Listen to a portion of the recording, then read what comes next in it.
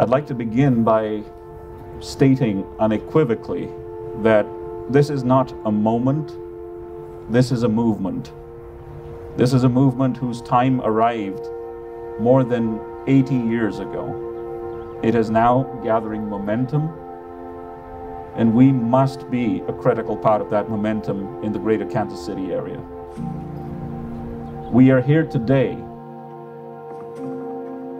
to kneel not just for George Floyd, but going all the way back to all the African American and Black men, women, and children who've been brutalized by racism, by white supremacy, by the evil ideologies that someone can be enslaved or oppressed for generations. And sadly, our great country has many, many more miles to go before it can rest easy on that front. My thoughts today turn to the words of the mother of young Emmett Till, who, if you don't know, you must read up on. Sadly, this is just the latest iteration in that long line of brutality. This story goes back many generations. I am fearful that my children and your children will still be fighting the legacy of institutional racism and police brutality. We stand here today on hallowed ground. The ground that your feet touch today was the very ground that our founder, Dr. Samuel U. Rodgers, built his first health center on. In the basement of a housing complex, predominantly African American.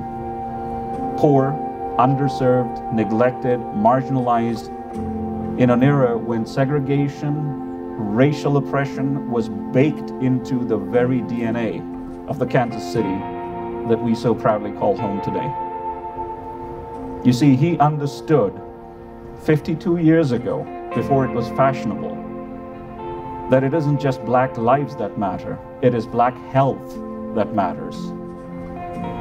That improving health outcomes is one way, not the only way, but it is one way to improve the eventual outcomes, the productivity, the quality of life of an entire community. And he chose to build his health center exactly where the need was greatest. I wasn't there, but I am sure that his friends, people around him, advised him against it. Why do you want to go there? Go somewhere where you can have a thriving practice where people can pay in cash. You're an obstetrician after all. You will be rolling in money. And Doc Rodgers, being the person that he was, said, but who will take care of the poor people?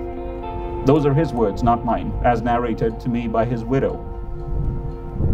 And over 52 years, there were so many that came to him and said, we'd like you to come and take over as provost or dean of our medical school on the East Coast or the West Coast. He turned them all down because this is where the need was greatest. My friends, let's not kid ourselves. I will state it unequivocally for all of us. We stand for the marginalized, the underprivileged, the underserved, those that society ignores or oppresses, the immigrants, the asylum seekers, the refugees, everybody around us. And I say this to you very clearly on behalf of our entire agency and to the world at large.